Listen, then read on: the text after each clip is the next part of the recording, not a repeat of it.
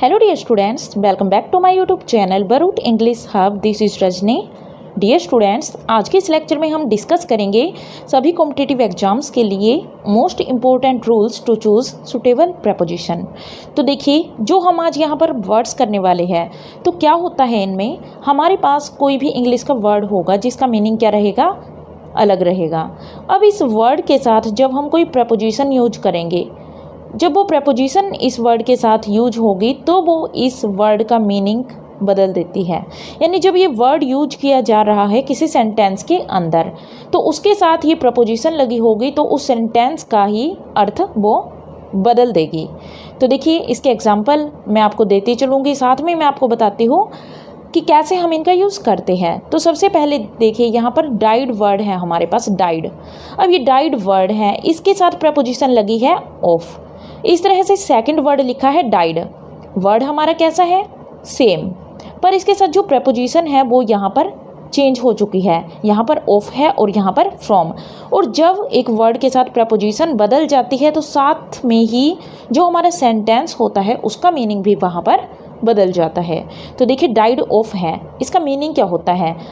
Died होता है मरना, पासिस अवे, यानी कोई व्यक्ति जो मर जाता है. तो वो व्यक्ति कैसे मरा, जब इसका जो कारण है, रीजन है, क्या होता है, बिकॉज ऑफ डिसीज़, यानी कोई बीमारी है. जब कोई व्यक्ति किसी बीमारी से मरता है, यानी कि नेचुरल डेथ होती है. नेचुरल यानी प्राकृतिक तौर पर अपने आप से कोई बीमारी लगी है और उससे वो मर गया है, तो उसके लिए हम यूज करते हैं डाइड ऑफ का. और जो ये डाइड फ्रॉम है, फ्रॉम का यूज कब होगा, बिकॉज ऑफ सम रीजन. जब किसी की डेथ हो जाती है, कोई व्यक्ति मर जाता है, तो वहाँ पर उसकी मौत का कोई रीजन होता है. जैसे कि कोई एक्सीडेंट से मारा गया है, या फिर किसी को गन से किसी को शॉट किया गया है, यानी कि किसी को गोली मार दी गई है. तो ऐसे रीजन जो कि अप्राकृतिक होते हैं, अननेचुरल होते हैं, तो उनके साथ हम यूज करते हैं फ्रॉम का. और जो नेचुरल होते हैं उनके साथ यूज होता है ऑफ का. अब इन दोनों के एग्जाम्पल देखिए, आपको मैं एग्जाम्पल बताती हूँ कि हम कैसे यूज करते हैं इनका. तो पहले मीनिंग देखिए आप डाइड ऑफ का. तो देखिए, इसका एग्जाम्पल मैं यहाँ पर लिखती हूँ. किसी की अगर मृत्यु हुई है तो वो कैसे होगी, किसी बीमारी से. हिज फादर, तो क्या लिखा मैंने, हिज फादर की उसके पिता. हिज फादर डाइड ऑफ कि उसके पिताजी की मृत्यु हो गई. तो कैसे हुई वो, यहाँ पर कोई ना कोई बीमारी यहाँ पर लिखी हो गई. यानी कि जब हमारा फिलअप होता है उसमें जो क्या लिखा होगा, ये ऑफ प्रपोजिशन हमें यूज करनी है या फ्रॉम करनी है, ये हमें किससे पता चलेगा, इस फिलअप के बाद जो हमारा ये वर्ड होगा. तो यहाँ पर जब क्या दिया जाएगा, कोई बीमारी का नाम दिया जाएगा. मान लीजिए यहाँ पर क्या लिखा मैंने, कैंसर, कि उसकी मृत्यु हो गई. कैसे, ऑफ तब लगेगा जब यहाँ पर कोई कैसा कारण है, बीमारी है. तो कैंसर क्या है, एक बीमारी है, नेचुरल डेथ है. तो यहाँ पर इस डिसीज़ का नाम क्या है, cancer. His father died of cancer. तो यहाँ पर हमने डाइड के साथ क्या लगाया, ऑफ, ना कि फ्रॉम. अब फ्रॉम कब लगेगा, हिज फादर डाइड. अब ऑफ को हम यहाँ पर काट देते हैं और कैंसर को भी यहाँ पर काट देते हैं. हिज फादर डाइड फ्रॉम, कैसे मृत्यु हुई, किसके, his father died from over drinking, over smoking. तो ये रीजन है जो कैसे हुए, ओवर ड्रिंकिंग की है किसी ने, यानी कि इसका अप्राकृतिक कारण है. ये नेचुरल डेथ नहीं है, बल्कि क्या किया गया है, इसमें खुद की ज़िंदगी के साथ खिलवाड़ किया गया है. तो जब हम ऐसे रीजन देते हैं, यानी कि ऐसे मृत्यु के रीजन देते हैं जिनमें कारण क्या होते हैं, हम खुद ही होते हैं. चाहे कोई दुर्घटना हो जाती है तो वहाँ पर हम डाइड फ्रॉम का यूज करते हैं, और बीमारियों के साथ डाइड ऑफ का यूज करते हैं. तो 2 प्रपोजिशन हमने यहाँ पर कवर की. अब देखिए, नेक्स्ट है थर्ड, डील इन. अब देखिए, डील इन है जो, इसका मीनिंग क्या होता है, डील इन. तो ये जो डील इन है, इसका यूज हम कैसे करते हैं. डील इन का मीनिंग होता है जब हम कोई बिजनेस की बात करते हैं. कैसे यूज करते हैं इसको, बिजनेस डील में यूज करते हैं. एग्जाम्पल देखिए, द मैनेजर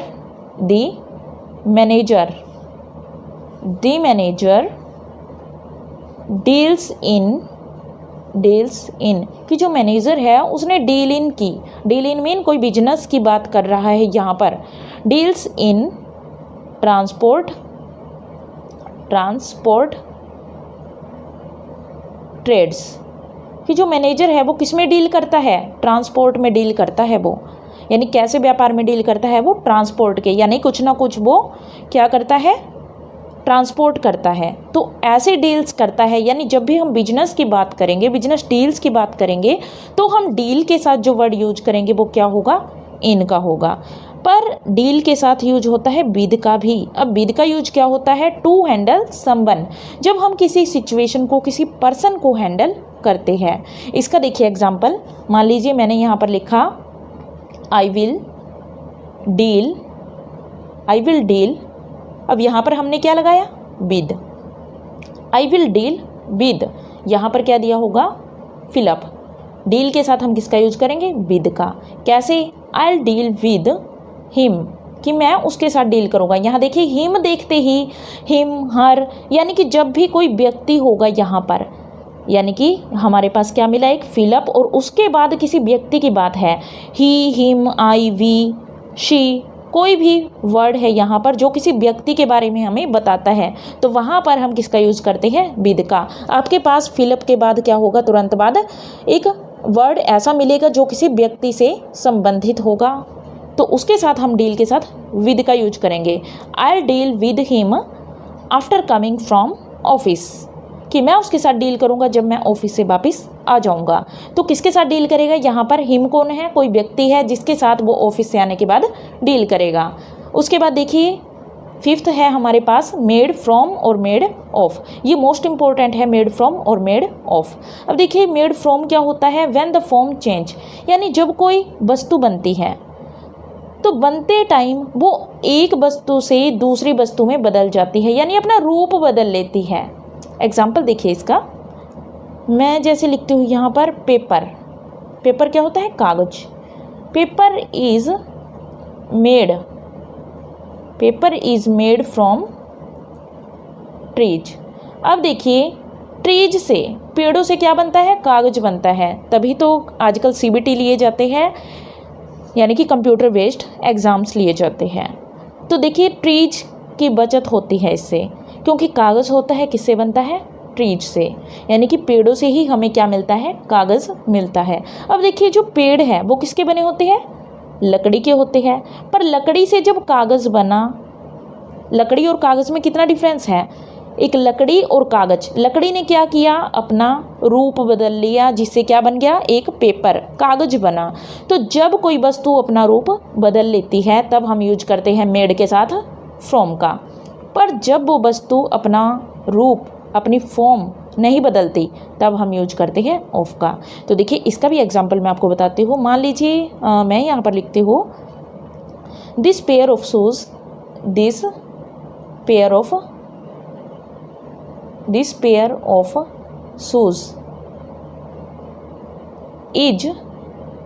मेड ऑफ, कि जो ये पेयर ऑफ शूज़ है यानी जूते हैं, जो ये किससे बने हैं, तो जो जूते होते हैं जब वो बनते हैं किससे बने हैं, वो लेदर से। जब जूते बनते हैं तो जूते होते हैं जो किससे बने होते हैं, लेदर से बने होते हैं, जो कि जो ये शूज़ है किससे बने हैं, लेदर से बने हैं। अब देखिए जब ये लेदर है, इससे जूते बनाए जाएंगे तो क्या वो लकड़ी के बन जाएंगे, तो चमड़ा है तो वो क्या रहेगा, चमड़ा ही रहेगा। यानी जो जूते बनाए जाएंगे अगर चमड़े से बने हैं तो वो चमड़ा ही रहेगा, लकड़ी से बने हैं तो वो लकड़ी ही रहेगी। इसका मतलब क्या हुआ कि जब हमारी जो ये वस्तु है अपना रूप नहीं बदलती, चमड़ा है तो चमड़ा रहेगा, दूध है तो दूध रहेगा, तो ऐसी चीज़ों के लिए हम यूज़ करते हैं मेड ऑफ का यूज। और जब अपनी फॉर्म कोई चीज़ बदल लेती है तो मेड फ्रॉम का यूज, जैसे कि लकड़ी से क्या बना, कागज़ बना। नेक्स्ट देखिए 7th है हमारे पास differ from and differ with. अब डिफ़र फ्रॉम का मीनिंग क्या होता है, व्हेन समथिंग और someone different from the other, जब एक वस्तु दूसरे से अलग होती है, यानी एक वस्तु दूसरी वस्तु से अलग होती है, यानी उनमें कोई क्वालिटी सेम नहीं होते। उसी तरह से जब कोई दो व्यक्ति होते हैं उनमें सेम गुण नहीं होते, सेम क्वालिटी नहीं होती, तब हम इसके लिए डिफ़र के साथ यूज करते हैं फ्रॉम का। डिफ़र का मीनिंग क्या होता है? बदलना, बदलाव, यानी एक जैसा न लगना, डिफरेंस होना दो लोगों के अंदर। डिफरेंस से आप डिफ़र को लर्न कर सकते हैं। तो देखिए, जब दो वस्तु या दो व्यक्तियों में आपसी समानता नहीं होती, यानी एक जैसे उनके गुण नहीं होते। एग्जाम्पल मान लीजिए मैंने यहाँ पर लिखा आई एम डिफ़र फ्रॉम, कि मैं डिफरेंट हूँ। डिफ़र और डिफ़र के साथ क्या लगाएंगे? फ्रॉम। यहाँ पर क्या आएगा? फ्रॉम। कि मैं डिफरेंट हूँ, किससे? फ्रॉम माई ब्रदर, कि मैं अपने भाई से बिल्कुल अलग हूँ, मैं उससे बिल्कुल भी मैच नहीं करता, हमारी शक्ल नहीं मिलती, हमारे गुण नहीं मिलते। तो डिफ़र के साथ हमने किसका यूज किया? फ्रॉम का। पर जब क्या होता है, हम क्या करते हैं? डिसएग्री करते हैं किसी व्यक्ति की बात से, तब हम डिफ़र के साथ विद का यूज़ करते हैं। आपको एक चीज़ याद रखनी है, जब भी किसी व्यक्ति की बात आएगी तब हम ज़्यादातर विद का ही यूज करते हैं। ऐसे एग्जाम्पल आपको बहुत से देखने को मिलेंगे। जब हम प्रपोजिशन विद का यूज करते हैं किसी वर्ड के साथ, तो हम किसी व्यक्ति के लिए ही करते हैं। तो देखिए, जब क्या होता है, हम किसी की बात से सहमत नहीं हैं, यहाँ पर दो व्यक्तियों के मैच होने की बात नहीं है, यहाँ पर किसी एग्रीमेंट की बात है कि हम किसी से सहमत नहीं होते किसी बात को लेकर। एग्जाम्पल देखिए, मान लीजिए मैं यहाँ पर लिखती हूँ आई एम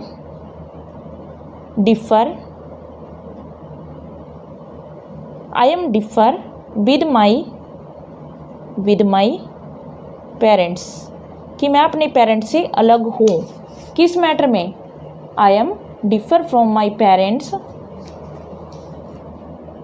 इन ट्रेडिशन, कि ट्रेडिशन के मामले में, कि जब बात आती है किसकी? ट्रेडिशन की, हमारी परंपराओं की बात आती है, तब मैं अपने पेरेंट्स से एग्री नहीं करता, यानी मैं उनकी परंपराओं को नहीं मानता। जब हम किसी बात से डिसएग्री करते हैं तब हम डिफ़र के साथ विद का यूज करते हैं। I am differ with my parents in tradition, कि मैं ट्रेडिशन में, परंपराओं में अपने पेरेंट्स से बिल्कुल भी मैच नहीं करता, मैं उनसे डिसएग्री रहता हूँ। उसके बाद देखिए, depend on and depend upon, ये टू वर्ड्स हैं हमारे पास। डिपेंड ऑन होता है when someone trust a person और थिंग, जब कोई व्यक्ति किसी व्यक्ति पर या किसी वस्तु पर आंख बंद करके क्या करता है? यकीन करता है।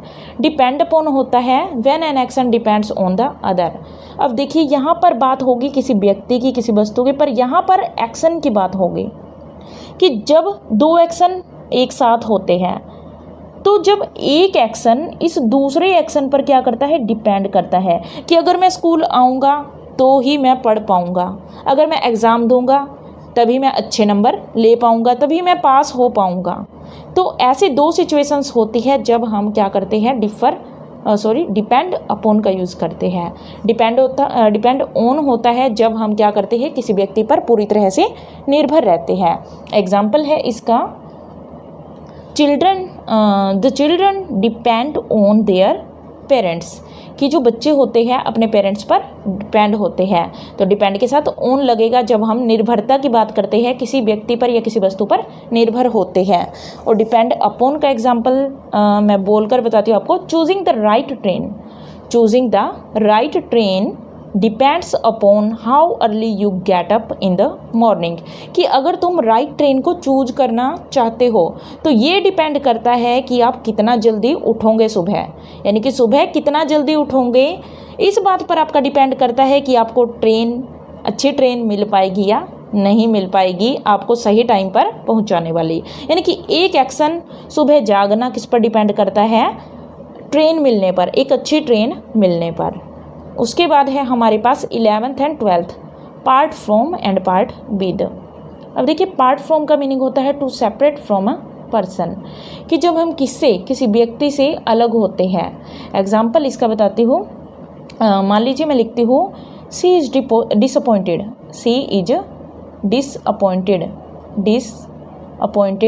वो डिसअपॉइंटेड है। अब क्यों है? बिकॉज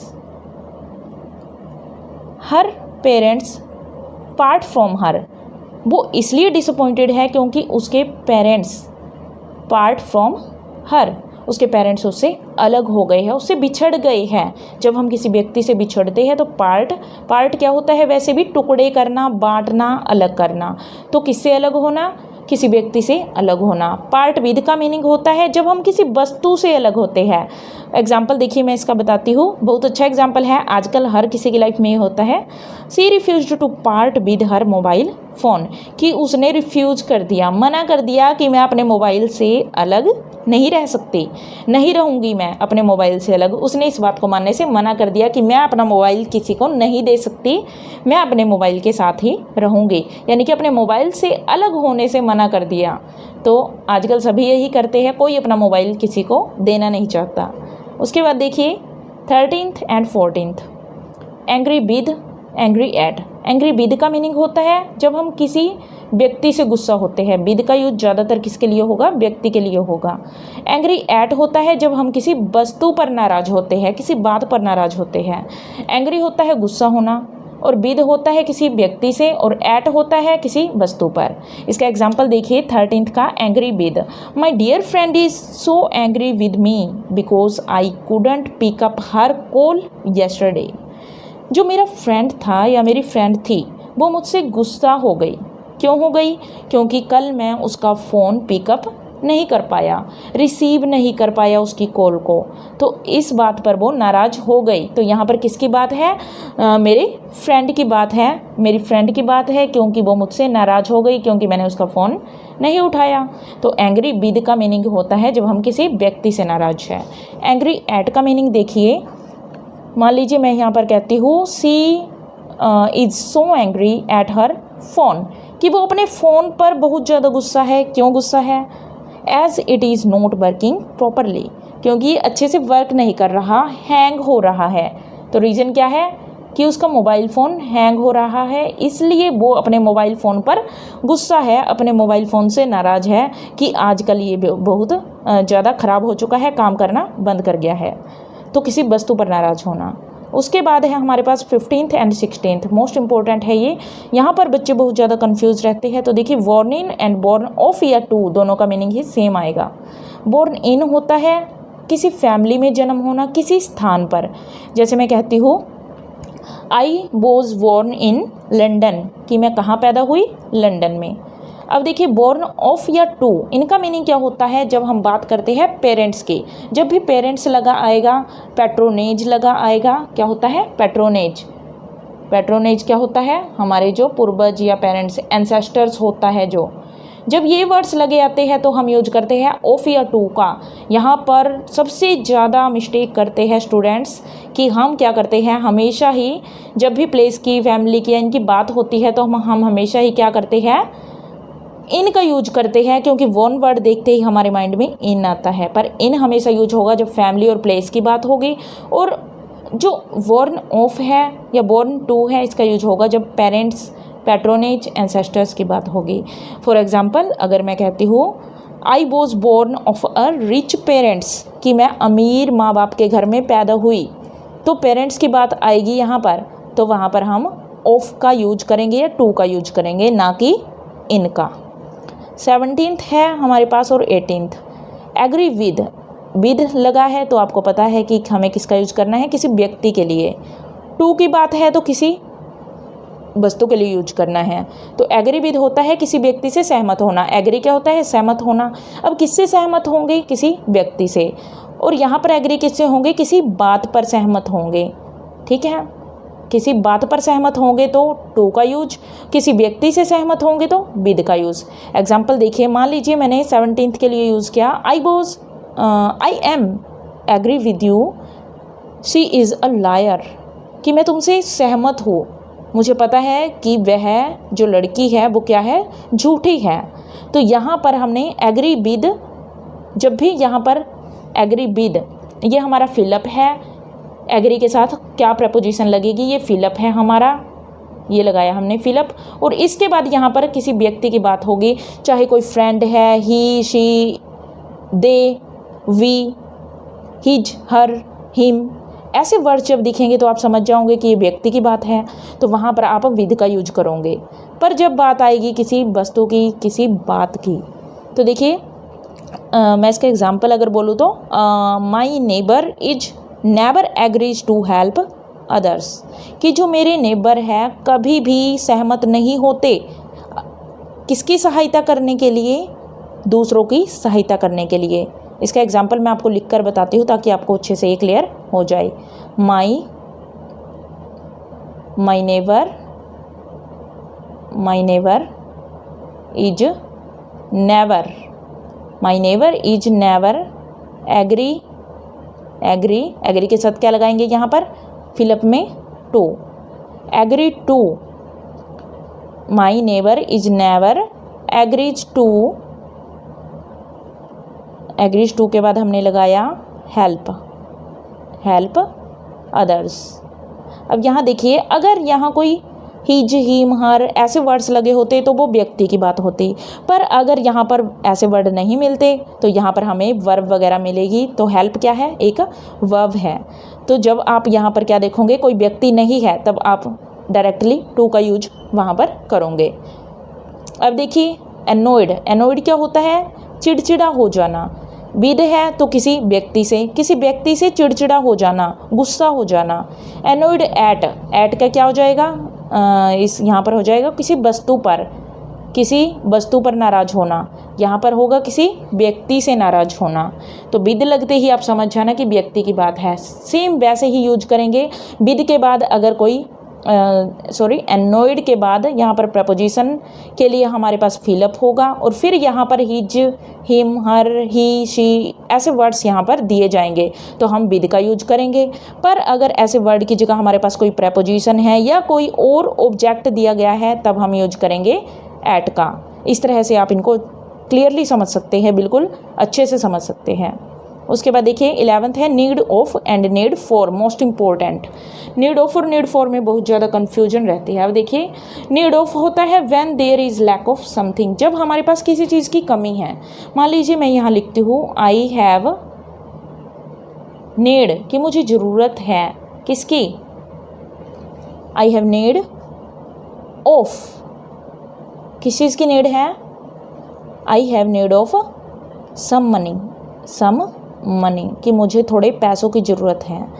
अगर मैं कहती हूँ आई हैव नीड ऑफ ब्रेड्स, कि मुझे रोटियों की ज़रूरत है, ब्रेड्स की ज़रूरत है।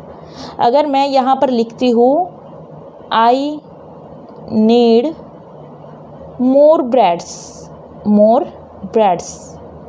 कि मुझे ज़्यादा रोटियों की ज़रूरत है, तो यहाँ पर जो नीड है इसके बाद मैं यहाँ पर क्या यूज करूँगी, फॉर का, क्योंकि मुझे और ज़्यादा ज़रूरत है। रिक्वायरमेंट ऑफ मोर, जब हमें कुछ ज़्यादा की ज़रूरत होती है तब हम नीड के साथ फॉर का यूज करते हैं।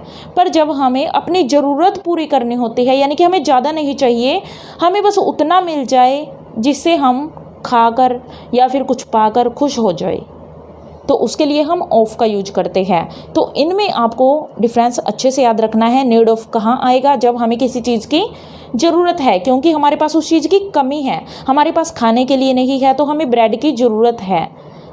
अगर हमें और ज़्यादा ब्रेड चाहिए तो वहाँ पर हम नीड के साथ फॉर का यूज करेंगे। I need for more breads, I need for more money. तो ऐसे हम यूज करते हैं इन वर्ड्स का, इन प्रपोजिशंस के साथ। तो आई होप आपको ये क्लियरली समझ आ चुके होंगे। अगर आपको लेक्चर अच्छा लगा हो तो चैनल को लाइक, सब्सक्राइब एंड शेयर जरूर कीजिएगा। Thank you.